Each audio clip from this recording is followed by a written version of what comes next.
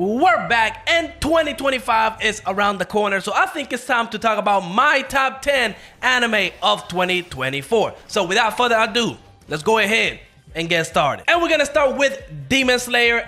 Demon Slayer does not need an introduction, one of the most popular anime of all time. And sure, it has a lot of haters, but really, the only thing that haters can really hate on Demon Slayer is the fact that it's carried by animation, and that is a generic. When the reality is, 99% of all shonen are generic, and why would you complain about the animation? Wouldn't you want your favorite anime to have this level of animation? Regardless, Demon Slayer, even though the Hashira training arc wasn't that big of a season, it still did amazing. Some of the extra scenes that we got were awesome, some cool fight scenes, and of course, it was a whole setup for the next 3 movies that we're going to be getting for the final arc of Demon Slayer. You already know those movies are going to be absolutely insane. They're going to break records because, again, no matter how much people hate on Demon Slayer, they're still tuning in, they're still watching, and it's still great. Now, of course, you've probably seen Demon Slayer, but I just had to throw this one in there because, come on now, Demon Slayer definitely deserves a spot. Next, we got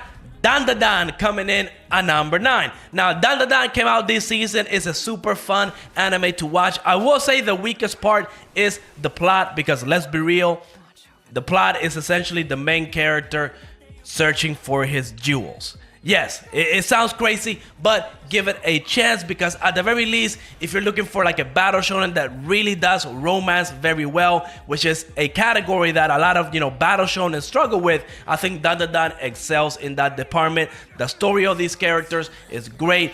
Episode 12 aired a couple days ago, and it was absolutely amazing. Kind of sucks that we have to wait, till July of next year to get the next season. But hey, Danan, at least from right now, it definitely deserves a spot. If you're not going to watch that many anime this year, make sure that Danan is one of them. Now, again, it's not for everybody because the fan service in here could definitely put some people off. And the main plot line, at least for what we got in season 1, is a little weird. But aside from that, the characters are great. The comedy is great. And honestly, it's a very good, fun time to watch Danan. So make sure to check this one out.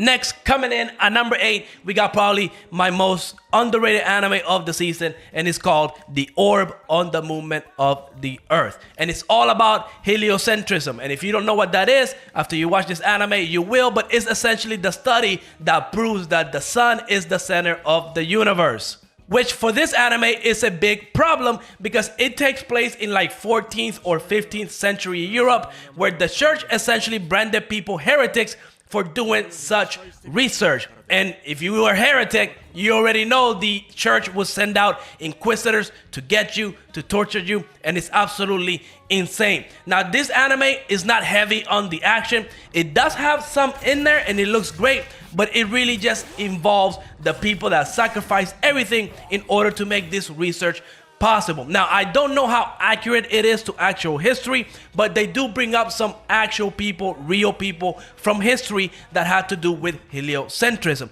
And let me just tell you, the characters, the storytelling on this is absolutely beautiful, absolutely amazing. When this character shows up on screen, you already know it's gonna be insane, it's gonna be torturous. This character has such an aura that you can feel it out of the screen. Definitely my favorite character of the anime. Definitely check this one out. Definitely my most underrated anime of the season. We only got 13 episodes out right now. I think it's going up to like 24. But regardless, just with the first 12 episodes, I'm going to tell you right now, it's definitely one of the best anime of the year. And you should definitely check this one out. Now, if you don't like a lot of action, maybe this anime is not for you. But at least give it a chance. Next, coming in at number 7, we got Shangri-La Frontier. Now, Shangri-La Frontier is a very fun anime, and it's the type of anime that I love to see. It's essentially a VR MMO, kind of like Sword Art Online, without the death. It's essentially a really just fun MMO with a lot of secrets, and honestly, I would love to play an MMO like this. The main character plays the game in an unorthodox type of way, which essentially is what makes this anime fun. You want to see this main character win. You want to see this main character explore this beautiful world, beautiful VR MMO game, which I gotta tell you, watching this anime, I would love to have VR like this. I would love to have a game like this, but I'm gonna tell you right now, if that actually existed in real life, I would probably, imagine what World of Warcraft did for Earth. imagine what a game like that would do. It would be absolutely insane. Anybody would never have a life. Everybody would be inside this game because it's just that amazing. But yeah, Shangri-La Frontier, again, I wouldn't say it's anything special because it really doesn't do anything special when it comes to this type of genre, this type of anime. But it's just a very fun anime to watch with top tier animation, which was surprising because yeah, nobody expected this anime to be this awesome, and it was. So definitely check it out.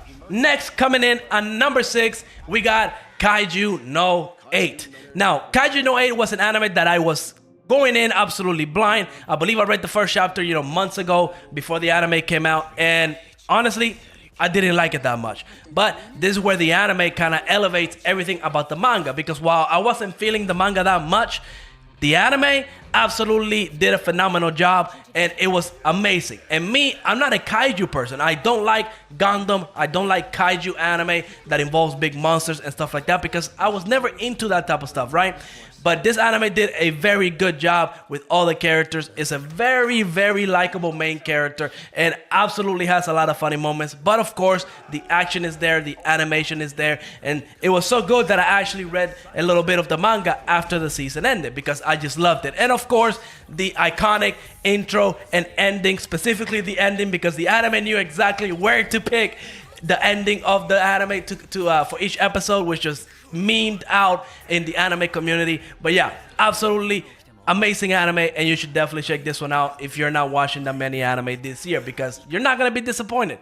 Next, coming in at number 5, we have Mushoku Tensei, which is essentially the isekai that gets the most hate. But regardless, it's an amazing anime, an amazing isekai, probably one of the best up there with Re:Zero, and that time I got reincarnated as Islam. But I will say, the first half of season 2, with Rudy having to deal with his ED thing, I kind of put it like in the same, thing as Danan, right? Where like I really wasn't feeling the first half of the story. Now, it did have some very good moments in there, some very good character development. And on top of that, the second half of the season, I think is what carried it to make it into the top 5. Because if it wasn't for the second half of season 2, I would have been number 10, if not on the list. But regardless, I cannot wait for the future of Mushoku Tensei. Can't wait to get season 3. I know some people have said that it's about to go down, and I'm really excited for that. But yeah, first half of Mushoku Tensei, not that great. Second half, 10 out of 10. But let me know what you think about Mushoku Tensei because I know it is a controversial anime out there. A lot of people like to hate on it because of Rudeus, but then they go watch another anime that has the exact same character tropes as Rudy, and they seem to be blind to it.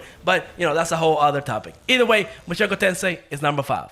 Next, coming in at number 4, we have another anime I did not expect to like this much, but this one is called the Apothecary Diaries, which essentially follows Mamao, an apothecary that gets thrusted into the politics of the emperor. She becomes a food tester for one of the concubines, testing for poison because she's that skilled with apothecaries and poisons and antidotes and all that crazy stuff. And she's also helping solve mysteries in the castle. Now, this anime is all about the characters, character development, character interaction. Again, it's not heavy on the action scene, so if you're looking for more action-heavy anime, this one might not be for you. I will still give it a chance because I will say this anime is very beautiful to look at. The color palette, absolutely gorgeous. It's vibrant with colors. And on top of that, what carries it for me is the main character, Mamao, and her interaction with all these different characters and the impact she has on the story, which is absolutely great. This is definitely one of those anime that's more about the story, more about the journey than it is about the action because there's not really any action in there at all.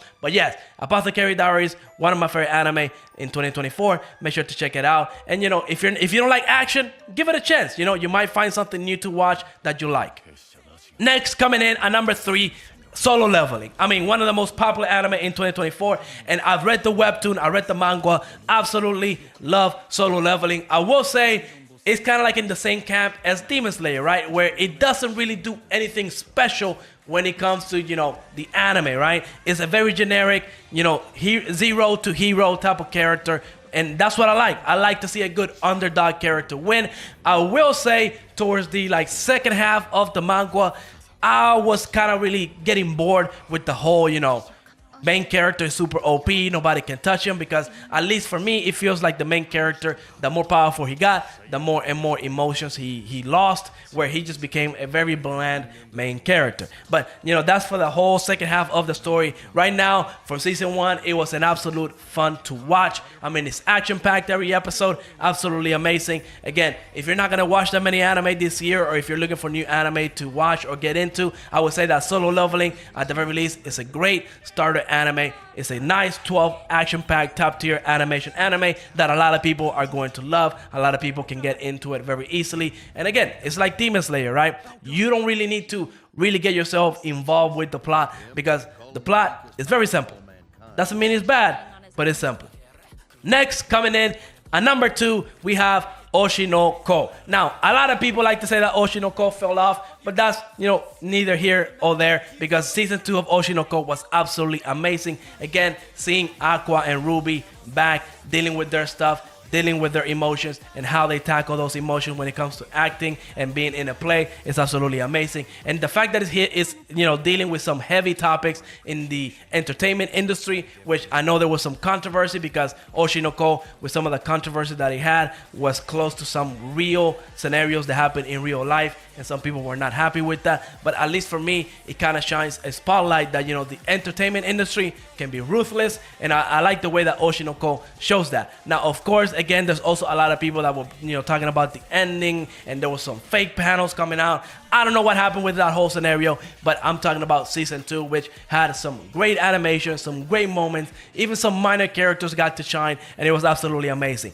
I loved season 2 of Oceano, and I cannot wait for season 3, because I don't want to spoil anything here, but I think it's about to go down. I'm anime only. I haven't read the manga. I'm sure I've been spoiled, because again, when Oceano manga panels were being leaked, some of them were real, some of them were fake. I don't know which ones were fake, so I probably read something that I wasn't supposed to. But regardless, Oceano season 2 is great. If you haven't seen season 1, go check it out. You won't be disappointed, and then check season 2 out, because it's still top tier.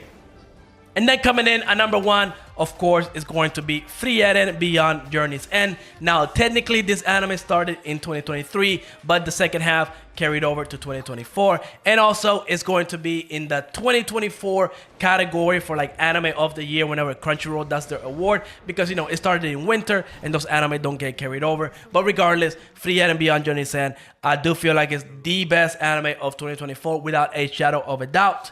I definitely do feel like it's going to win anime of the year whenever those categories and all that stuff happens. Maybe Solo Leveling could win because of how popular Solo Leveling is, because it's just way more popular than Freiten. But yeah, for me, at the very least, Freiten is one of those anime that comes around once a decade. Absolutely beautiful anime. Absolutely everything about this anime is perfection. The start, I will say, could turn off some people, because it honestly feels like, I would say, filler, because each episode is dealing with their own little contained story. It isn't until like about episode 5 or 6 that we actually get a clear goal of what these adventures are going to go through. But Freiten is one of those animes that you can dive deep into the meaning of the anime, right? What it means to love somebody, what it means to be an immortal, all that craziness. And of course, if you're looking for some top tier fight scenes, Freiten also has that. It's not as consistent and as often as something like Solo Leveling, where every single episode was action-packed almost. Freiten is more methodical. When he chooses to have action, it goes down. Definitely one of the best animated action scenes in 2024, if not the best. Because when they have action, when they have fights, Freiten, they don't care about a budget. They just say, we're going to animate the best fight scenes, and they do. I will tell you right now, in 2024, the best fight belongs to Freiten, and nothing else comes close. And if you have seen Freiten season 2 or the second half of season 1, you know which fight I'm talking about. Again, I don't want to spoil it for people that haven't seen it. And if you haven't seen it, go check it out.